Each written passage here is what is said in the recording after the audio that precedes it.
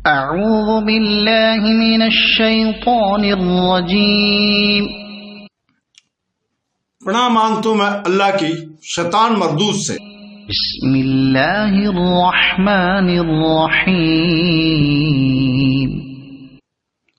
شروع کرتا ہوں اللہ کے پاک نام سے جو بہت بڑا مہربان نہایت رحم والا ہے۔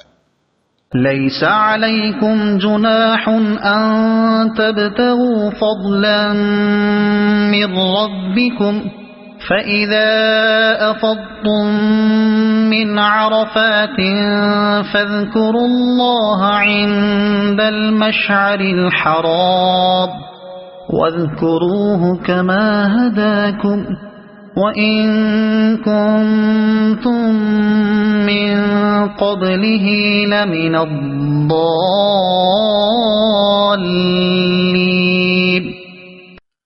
تم پر اپنے رب کا فضل تلاش کرنے میں کوئی گناہ نہیں۔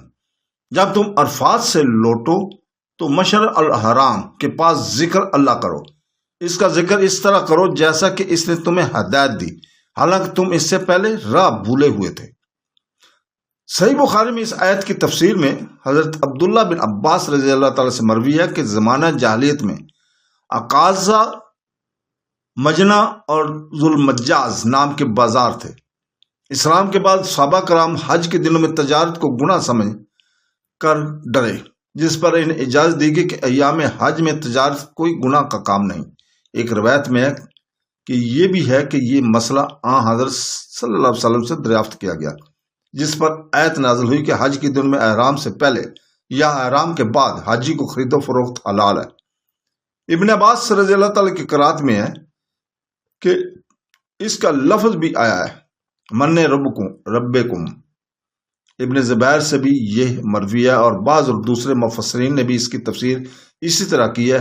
حضرت ابن عمر رضی اللہ تعالی سے پوچھا گیا کہ ایک شخص حج کو نکلتا ہے اور ساتھ ہی تجارت بھی کرتا جاتا ہے تو اس کے بارے میں کیا حکم ہے؟ تو آپ نے یہی آیت پڑھ کر سنائی۔ ابن جریر مسند احمد کی روایت میں ہے کہ ابو امامہ تمیمی رحمۃ اللہ علیہ نے حضرت عمر رضی اللہ تعالی سے کہا کہ ہم حج میں جانور کرائے پر دیتے ہیں، کیا ہمارا بھی حج ہو جاتا ہے؟ آپ نے فرمایا کیا تم بیت اللہ کا طواف نہیں کرتے؟ کیا تم عرفات میں نہیں ٹھہرتے؟ کیا تم شیطان کو کنکریاں نہیں مارتے؟ کیا تم سر نہیں منڈواتے؟ اس نے کہا یہ سب کام تو ہم کرتے ہیں۔ تو آپ نے فرمایا سنو، ایک شخص نے یہی سوال نبی کریم صلی اللہ علیہ وسلم سے کیا تھا اور اس کے جواب میں حضرت جبرائیل علیہ السلام آیت لکھ لے کر اترے اور حضور پاک صلی اللہ علیہ وسلم نے اس شخص کو بلا کر فرمایا کہ تم حاجی ہو، تمہارا حج ہو گیا۔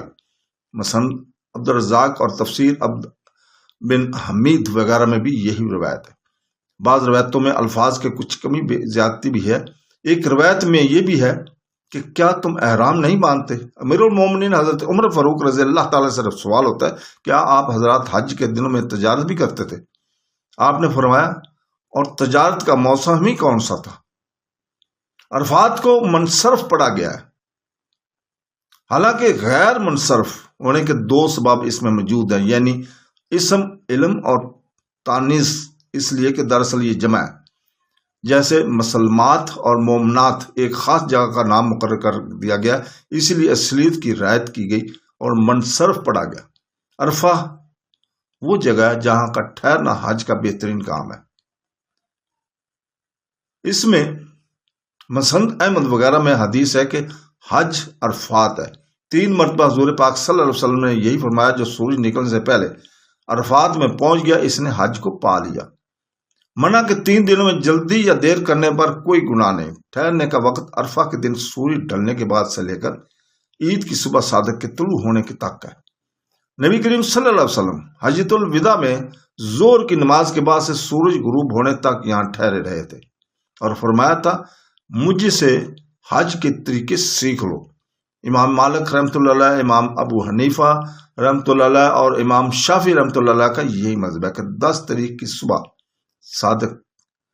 صادق طلوع ہونے سے پہلے جو شخص عرفات میں پہنچ گیا اس نے حج کو پا لیا۔ امام احمد رحمۃ اللہ علیہ فرماتے ہیں کہ ٹھہرنے کا وقت عرفہ کے دن کی شروع سے ہے۔ ان کی دلیل وہ حدیث ہے جس میں ہے کہ رسول پاک صلی اللہ علیہ وسلم مزدلفہ میں نماز کے لیے نکلے تو ایک شخص حاضر خدمت ہوا اور اس نے پوچھا کہ یا رسول اللہ، میں طے کی پہاڑیوں سے آ رہا ہوں، اپنی سواری کو میں نے تھکا دیا اور اپنے نفس پر بڑی مشقت اٹھائی، واللہ ہر پہاڑ پر ٹھہرتا آیا ہوں، کیا میرا حج ہو گیا؟ آپ نے فرمایا جو شخص ہمارے ہاں کی اس نماز میں پہنچ جائے اور ہمارے ساتھ چلتے وقت تک ٹھہرا رہے اور اس سے پہلے وہ عرفات میں ٹھہر چکا ہو، خواہ رات کو خواہ دن کو، بس اس کا حج پورا ہو گیا اور وہ فریضہ سے فارغ ہو گیا۔ امام ترمذی اس سے صحیح کہتے ہیں۔ امیر المومنین حضرت علی کرم اللہ وجہ سے مروی ہے کہ حضرت ابراہیم علیہ السلام کے پاس اللہ تعالی نے حضرت جبرائیل کو بھیجا اور انہوں نے آپ کو حج کرایا۔ جب عرفات میں پہنچے تو پوچھا کہ کیا تم نے پہچان لیا؟ حضرت خلیل اللہ نے جواب دیا، میں نے جان لیا، کیونکہ اس سے پہلے یہاں آ چکے تھے، اس لیے اس جگہ کا نام ہی عرفہ ہوگا۔ حضرت عطا، حضرت ابن عباس، حضرت ابن عمر اور حضرت ابو مجلز سے بھی یہی مروی ہے۔ عرفات کا نام مشرق الحرام، مشرق الاقصی اور الال بھی ہے، اور اس پہاڑ کو بھی عرفات کہتے ہیں جس کے درمیان جبل الرحمتہ ہے۔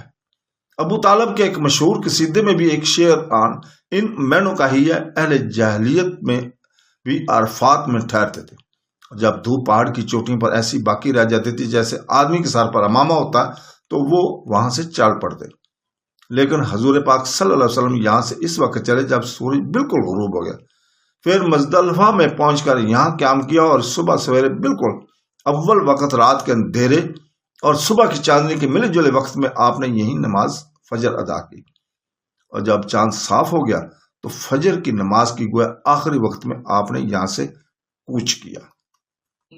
صدق اللہ